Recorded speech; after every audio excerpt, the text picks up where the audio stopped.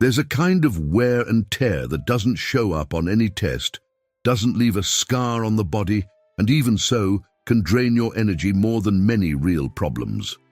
I'm talking about that part of your mind that never shuts off, that inner voice that never stops, that keeps coming back to the same subject, that turns 5 minutes of a problem into 5 hours of worry. It's the silent noise that keeps going even when everything around you is at peace. The same noise that makes you carry worries that may never come true. This problem isn't new. It's as old as philosophy itself. But among all the thinkers who tried to understand the human mind, perhaps no one brought the issue closer to everyday life than the Stoic philosophers, Seneca, Epictetus, and Marcus Aurelius. They didn't talk about anxiety or mental overload the way we do today, but they perfectly understood the mechanism behind this invisible wear. To them, the mind was like a house with every door open at the same time. Thoughts came in and went out without any control. Distractions took over, and serenity ended up lost in the middle of the chaos. But Stoic philosophy didn't stop at the diagnosis. It offered practical paths to restore inner order. Today, you're going to learn 7 practices that have crossed centuries and still help people recover what an excess of thoughts tends to steal first: peace. Simple but powerful practices that together form what I call the Stoic art of silencing the mind. 1. The trap no one sees. We all ask ourselves what we can do to quiet the mind, but almost no one asks the opposite question. Why does the mind refuse to fall silent? The Stoics observed human beings for centuries with a patience we have almost lost today. Seneca, Epictetus, Marcus Aurelius did not read books about the mind, nor did they consult anyone else's theories. They simply sat down, observed, and arrived at a conclusion we still do not like to admit, even today. The noisy mind is not a flaw. It is a response. All this restlessness that wears us down is not a broken system. It is the system working exactly as it learned to work. When we lived in environments where danger could come from any direction, at any moment, a mind that never rested was a mind that kept us alive. Anticipating the future by imagining threats was survival.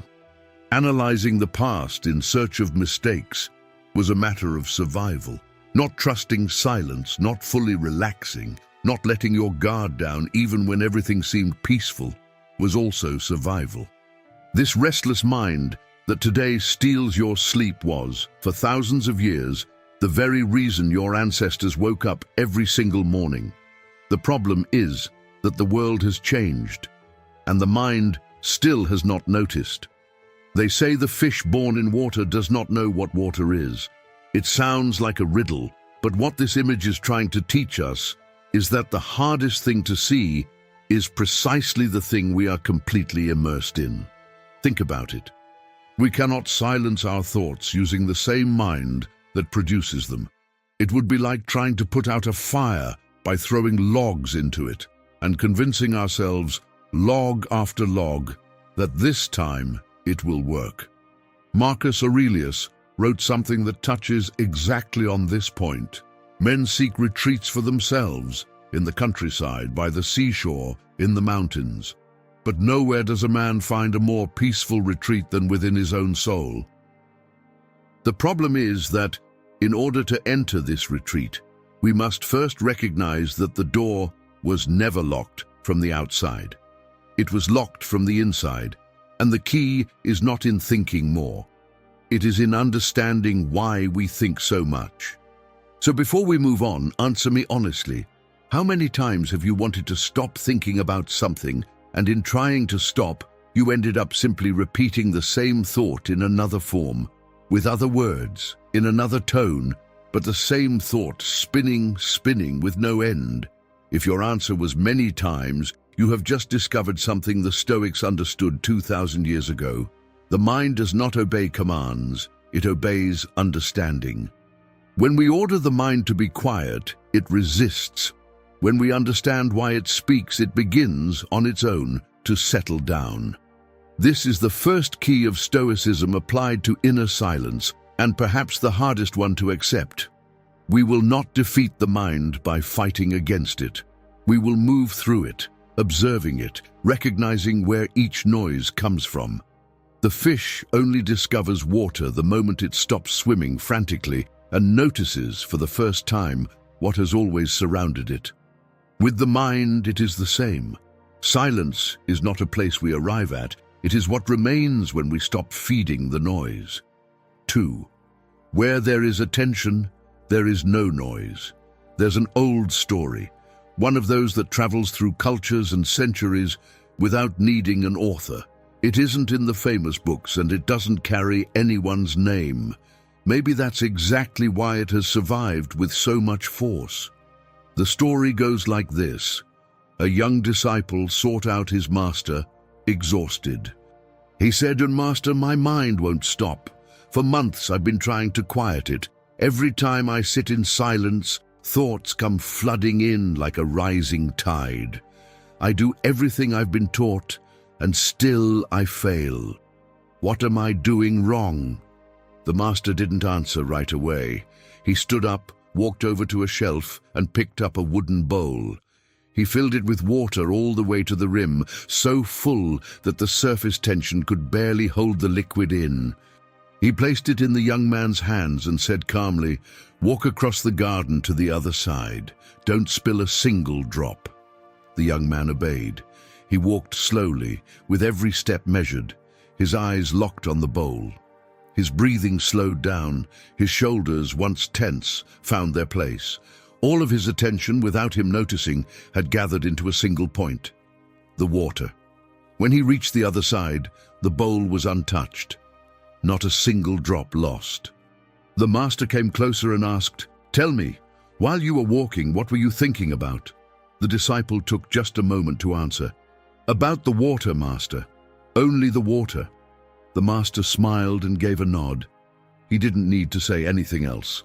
The disciple there, in that shared silence, understood, and that's what this story teaches us. Something the Stoics used to say: the mind doesn't go quiet when we order it to. It settles down when it finds something real enough to rest on. Not a thought about reality, but reality itself, with texture, with weight and presence. Epictetus taught his disciples that most of our suffering doesn't come from things themselves, but from our opinions about things. The mind, left to its own devices, doesn't live with what is. It lives with what it thinks about what is. And it's in that gap between reality and the opinion about reality where all the noise lives. The young man in the garden, by focusing on the water, stopped living in the gap. He returned to the real, and the real, when received without interference, is always silent. Marcus Aurelius wrote a line that seems made for this story. "At every moment, hold yourself steady, like a Roman and like a man, in the completion of the task at hand, with exact dignity and sincere affection, free from all other thoughts." Notice the precision of his words. Free from all other thoughts. Not free from thoughts, free from the other ones, the ones that don't belong to the moment, the ones that hover over what's being done right now, the ones that live in the past or the future, but never here. The bowl of water is the task at hand, and the task at hand, fully lived, is the only true antidote to the noisy mind. So answer me one more time with honesty. When was the last time you did something, anything at all, washing a dish, walking to the corner, drinking a glass of water without your mind being, at the same time, somewhere else? If the answer is, "I don't remember," then you've just touched the heart of the problem. We don't live where our feet are. We live where our thoughts wander. And a mind that lives somewhere else is, by definition, a mind that never rests, because it never arrives. Fighting against thoughts only makes them stronger. Trying to push them away is admitting in silence that they're real enough to deserve being fought. But presence, full presence in what's happening now, in this instant, in this body, in this place, dissolves thoughts without us even needing to notice them. The water in the bowl didn't ask the disciple for silence. It only demanded his full attention. And where there is full attention, there's no room left for noise. This is the second step in the Stoic art of silencing the mind, discovering that silence isn't born from a command, but from an encounter between you and the real, with nothing between the two. 3. The mind that acts on its own. There is a state in which the mind stops commenting on life and finally begins to live it. That state isn't a technique. It isn't control. It's the opposite of that. It's what happens when someone has trained a virtue so much, courage, patience, justice, that it has become part of who they are. The right action springs up on its own, without effort, without hesitation, without that inner voice weighing every gesture. The Stoics described the wise person exactly that way. Someone in whom thought and action have become the same thing. Between what he perceives and what he does, there's no longer an anxious judge deciding everything. There's only the right gesture, at the right time, for the right reason. Let me give you an example that makes this concrete. Think of an archer who has trained for decades. In the beginning, he thought about everything: the posture of his feet, the tension of the string, the direction of the wind, the alignment of the shoulder, the breath. Every arrow was an exhausting mental operation. But a moment comes, after thousands of shots, when he simply raises the bow and the arrow flies. He didn't choose the instant, didn't calculate, didn't doubt. Between the target and the arrow, no one decided, because the archer became the decision. Habit turned into nature. This may sound abstract until you realize you've already lived it. It happened in that conversation that flowed so well that you forgot you were even speaking. In that moment when your hands solved a problem before your mind had even finished framing it.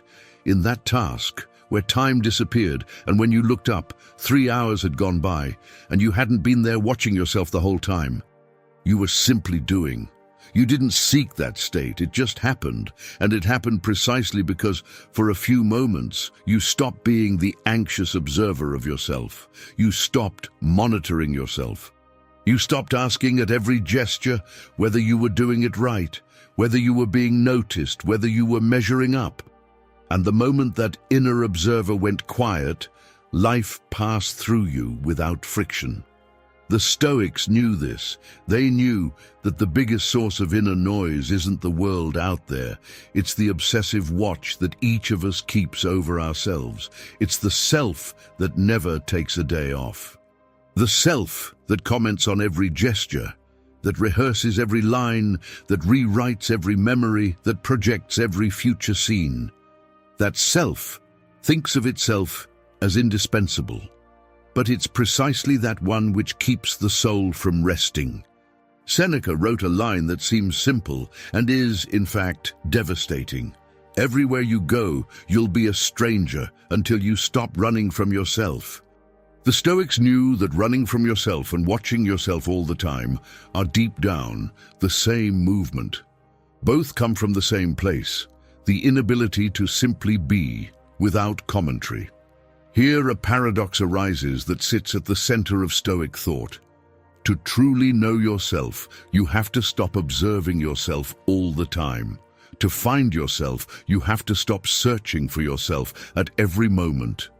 The Stoic self-examination, that daily practice recommended by Seneca of reviewing the day before going to sleep, is not anxious surveillance.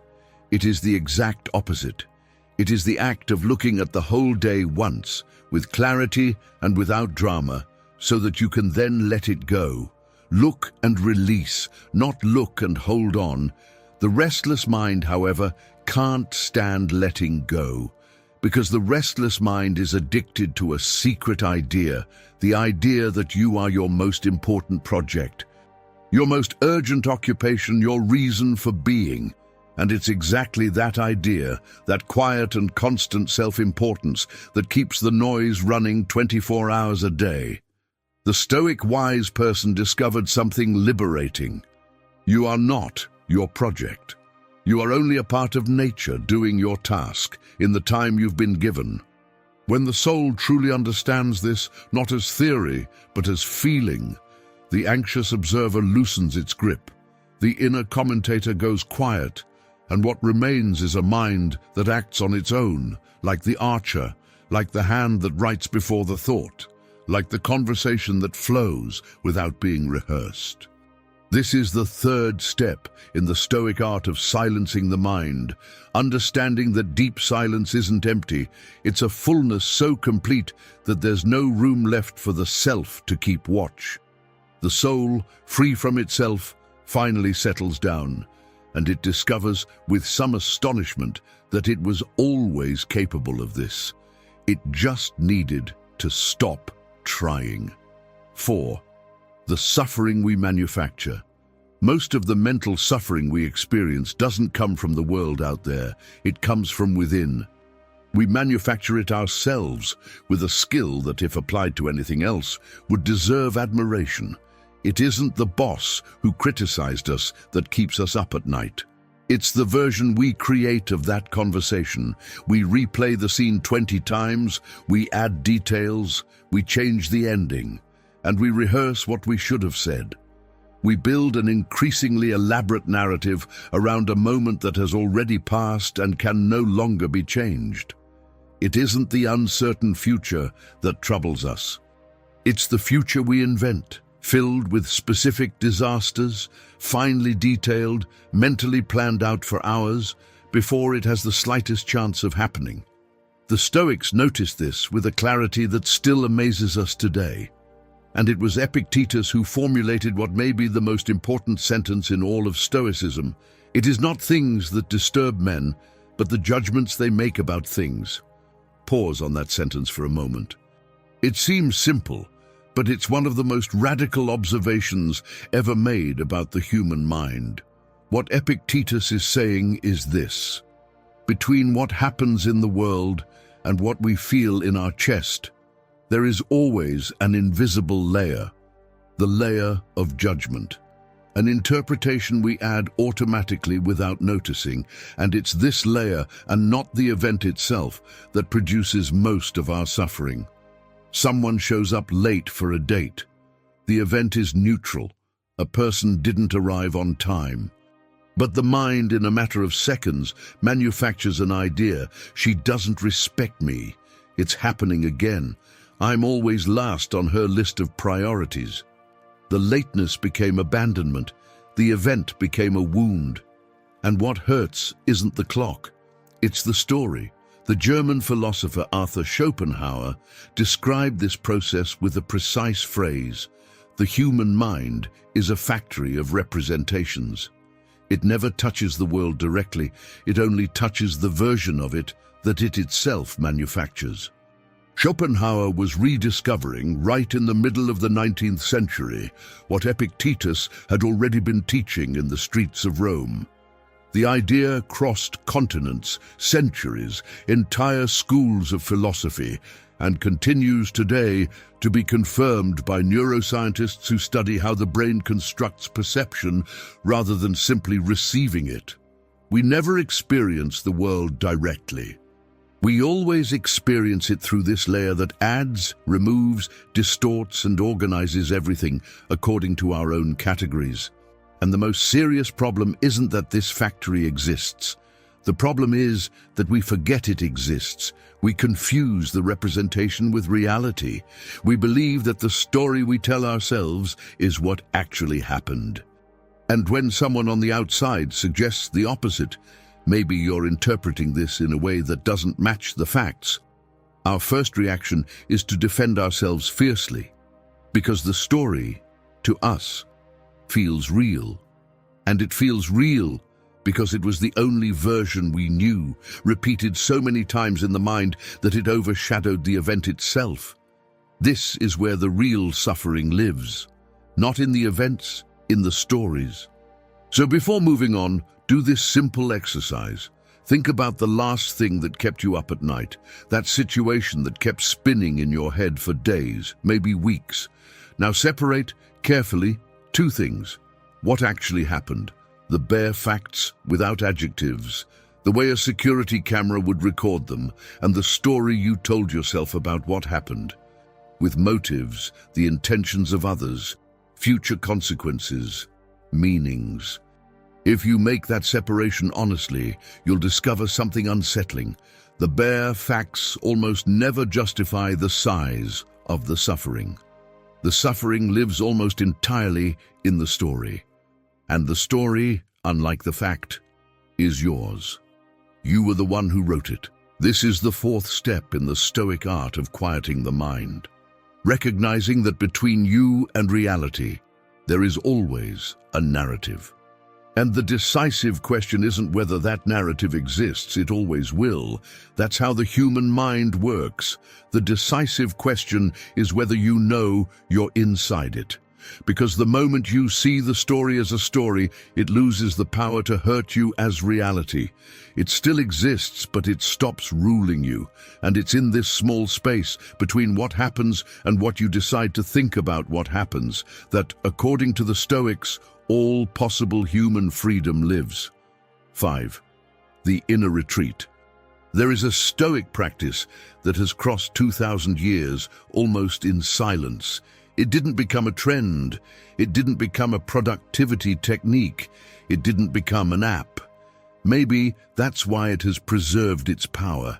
The Stoics called it simply withdrawing into oneself. But this retreat isn't a stress reduction technique. It isn't a focus exercise or a performance tool. It's something else, simpler and more radical. It's the act of stopping, observing your own mind and discovering that there is, inside you, something that only observes. The American psychologist William James, considered the father of modern psychology, wrote a sentence that seems simple but is, in fact, an entire manual for life in a single line. The faculty of bringing back a wandering attention over and over again is the very root of judgment, character, and will. An education which should improve this faculty would be the education par excellence. Notice what he's saying. It isn't the first attention that matters. Everyone pays attention to something all the time. What matters is the ability to bring attention back, over and over again, without fighting yourself for having lost it. Just bring it back, like someone calling a distracted child by name, calmly. And this, exactly this, is the Stoic practice of the inner retreat. In practice, it works like this. Set aside 5 minutes of your day. It can be in the morning before work. It can be at night before bed. Find a place where no one will interrupt you. Sit any way that's comfortable. There's no right posture. There's no special breathing. There's nothing you need to do correctly. Just stop and observe. Observe the breath coming in and going out without trying to change it. Observe the sounds around you. Observe the contact of your feet with the floor, of your hands with your legs. Don't search for any special state. Just notice what's already there. And when a thought arises, don't fight it. Just notice. Look, a thought about tomorrow's work. Look, a memory of that conversation. Look, a worry about money. Notice it the way someone notices a cloud passing in the sky.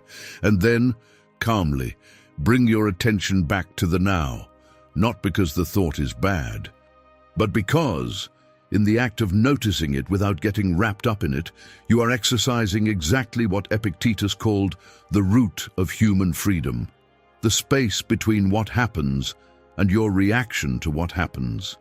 The ordinary mind doesn't know this space. It thinks and it already reacts. It feels anger and it already acts. It gets a piece of news and it already falls apart. Stimulus and response live glued together, automatic. What happens after weeks of this silent practice isn't that the thoughts disappear. They never disappear. Something more subtle happens. A space begins to emerge between the thought and the reaction to it. At first, it's just an instant. You feel the anger rising and, for a fraction of a second, you notice that you are feeling anger. That, on its own, already changes everything. Because you noticed. You are no longer only the anger, you are also the one who saw it coming. With time, that instant widens. and in it lives all the difference between a life lived by reflex and a life lived by choice. This is the fifth step in the Stoic art of quieting the mind, discovering through your own experience that you are not your thought.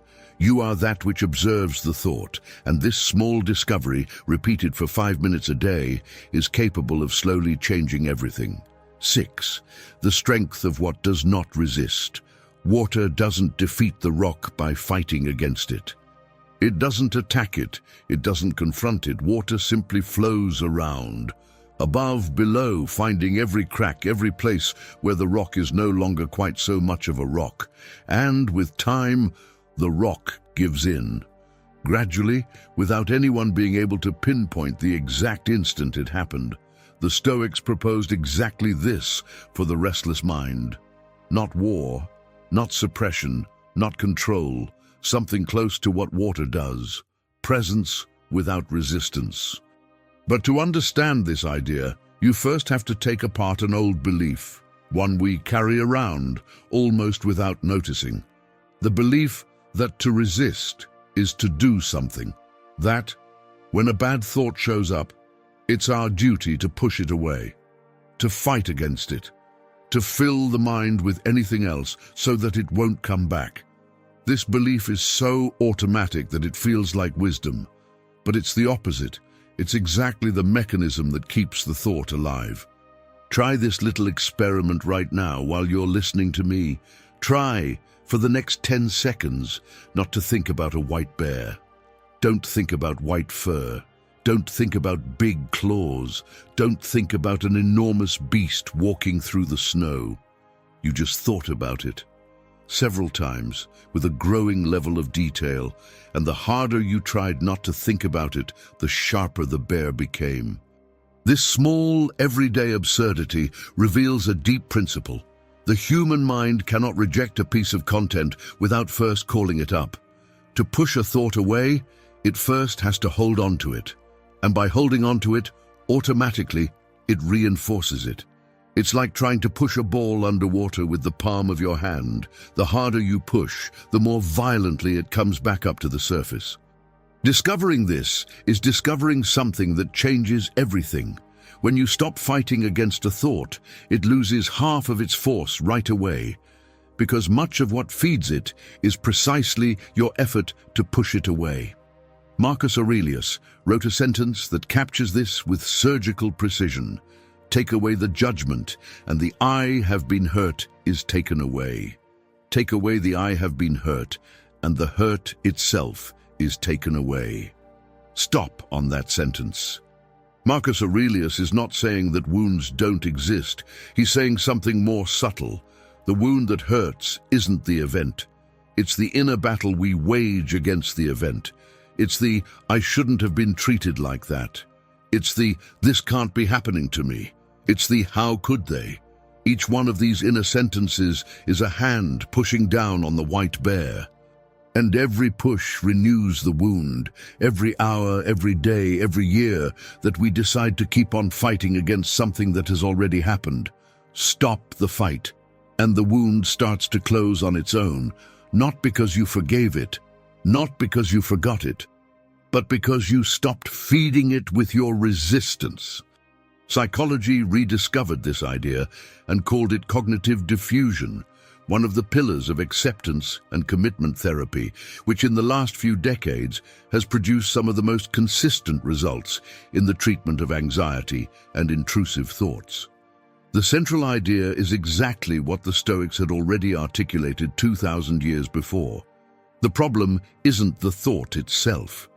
It's your fusion with the thought. The identification so complete with what you're thinking that you can no longer see the difference between having a thought and being that thought. Think about someone who loses their job. Naturally, the thought shows up. I am a failure. There are two radically different ways of living that thought. The first is the fused way. The person doesn't see the thought, she is the thought. She looks in the mirror and sees a failure. She talks with other people and hears, inside herself, the voice of a failure. The thought has stopped being a thought and has become an identity. The second way is the non-fused way, the way of water. The person notices with clarity that a thought about failure passed through her mind.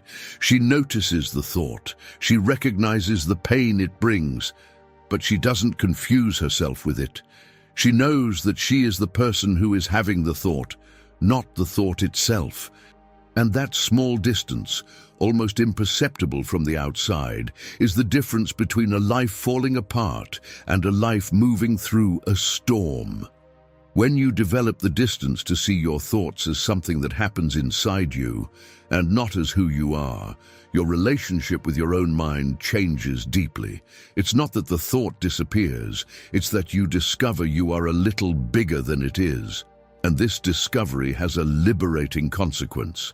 You stop needing to fight. Water doesn't fight with the rock because water has nothing to defend. It doesn't need to prove that it's right. It doesn't need the rock to change so that it can flow. It simply flows. And in flowing, it gets through everything. The human mind, when it stops identifying with every thought that passes, discovers exactly that it doesn't need to fight with every idea that comes up, that it doesn't need to argue with every bit of self-criticism, that it doesn't need to answer every fear. Thoughts pass like clouds, like currents, and it goes on intact underneath all of them. This is the sixth step of the Stoic art of quieting the mind. Stop being the rock that resists and learn to be the water that gets through.